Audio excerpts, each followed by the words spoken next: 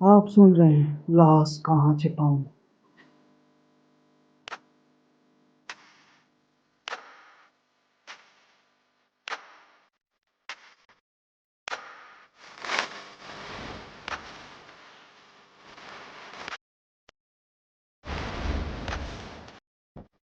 Alarm बजने में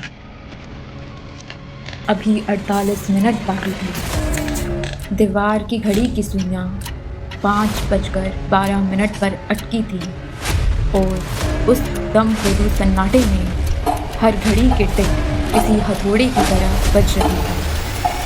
वह हाँफता हुआ उठ बैठा।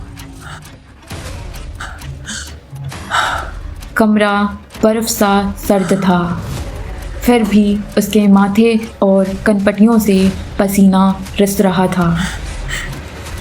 उसने फटी फटी आंखों से चारों तरफ देखा। सब कुछ अपनी जगह पर था। वही पुराना पंखा, वही सीलन भरी दीवारें और वही आधा खुला दरवाज़ा। लेकिन उसकी नज़रें बार बार एक ही अंधेरे कोने की तरफ खिंच रही थी। वह थी उस घर की रसोई। वह कुछ पल ही बिस्तर पर जमा रहा, मानो अपने ही दिमाग को धोखा देने की कोशिश कर रहा हो, और फिर नंगे पैर फर्श पर घसीटते हुए वह उठा। हवा में एक अजीब सी और मीठी सड़ी हुई गंध तैर रही थी, इतनी हल्की कि शायद कोई और ध्यान न दे, पर इतनी गहरी थी कि सीधे उसके दिमाग को सुन्न कर रही थी। उसका कांपता हाथ सीधा फ्रिज की तरफ बढ़ा। उसने ऊपर रखी पानी की बोतल को छुआ। वह ठंडी थी। हाथ फिसलते हुए नीचे फ्रीजर के हैंडल पर आकर रुका। 1 सेकंड, 2 सेकंड, नसें तन गई। उसने आंखें मीची और झटके से हैंडल खींच दिया। अंदर से निकली ठंडी सफ़ेद भाप के बीच वह चीख रही थी। मोटी काली प्लास्टिक में कसी हुई एक ऐसा राज जिसे देखकर किसी भी आम इंसान का दिल धड़कना भूल जाए। चेहरे पर कोई भाव नहीं था, न खौफ न पछतावा, बस एक मुर्दा सी थकावट।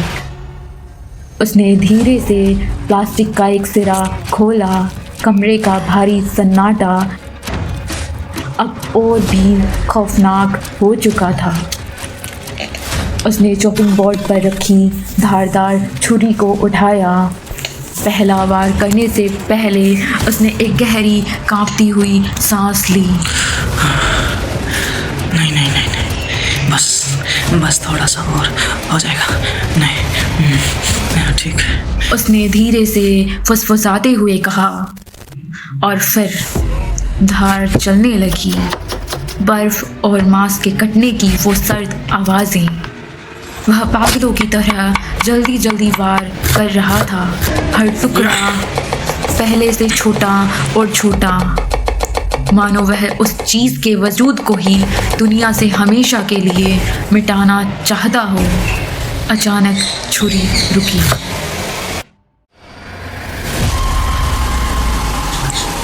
उसकी नज़र अपनी उंगलियों पर गई। गाढ़ा लाल रंग उसकी त्वचा पर जमने लगा। सांसें फिर से उखड़ने लगी। शांत, बिल्कुल शांत। उसने अपनी आंखें बंद करके खुद को आदेश दिया और अगले ही पल उसने उन कटे हुए उन छोटे छोटे टुकड़ों को इकट्ठा किया।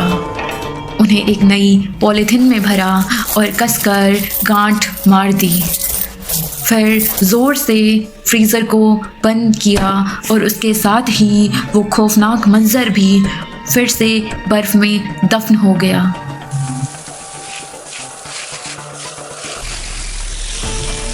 पंद्रह मिनट बाद बाथरूम से बाहर निकला वो शख्स जैसे कोई और ही था।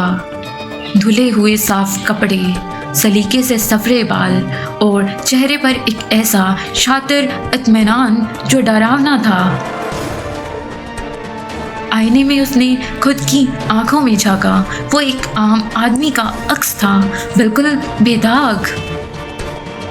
उसने मेज से चाबी उठाई। वो पॉलिथीन जिसमें अब छोटे छोटे पैकेट थे उसके सामने थी।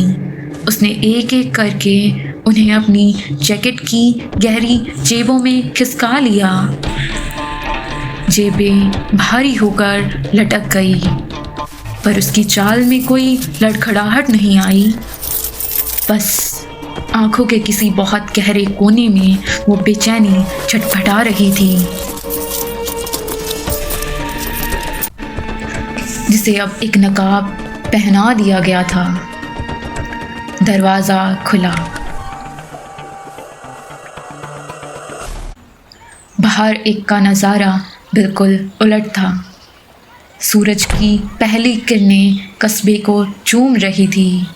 दूर कहीं मंदिर की घंटी बजी। दूध वाले की साइकिल गुजरी। ओ भैया दूध ले लो भैया। सब कुछ इतना मासूम, इतना पवित्र। वह बाहर निकला और दरवाजे पर ताला जड़ा। उसे ज़ोर से खींचकर चेक किया। ठीक है ठीक है। फिर जैकेट की जेब में हाथ डालकर उस ठंडे मगर मुलायम पैकेट को उंगलियों से हल्का सा दबाया। ठीक है। उसके कदम ऐसे उठ रहे थे जैसे वह हर रोज़ किसी तरह किसी आम सी नौकरी पर जा रहा हो। गली के मोड़ पर पहुंचकर उसने एक आखिरी बार मुड़कर अपने घर को देखा। सब वैसा ही था। एक बेहद साधारण सी सुबह, एक गुमनाम सा कस्बा जिसमें रहते हैं बड़े आम लोग, और उन्हीं आम लोगों की भीड़ में चलता है एक ऐसा इंसान जिसकी जेब में मौत के टुकड़े सफ़र कर रहे थे। एक ऐसा सर्द सच जो अभी किसी को नहीं पता था। कहानी जारी है। सुनिए हमारी कहानियाँ ओनली ऑन ऑडियो डायरी पर। हमारी कहानियों को सुनने के लिए आपको हमारा चैनल सब्सक्राइब करें और लाइक करें। हमें हाई पॉइंट्स देना ना भूलें। मिलेंगे अगले भाग में। लाश कहाँ छिपाऊं।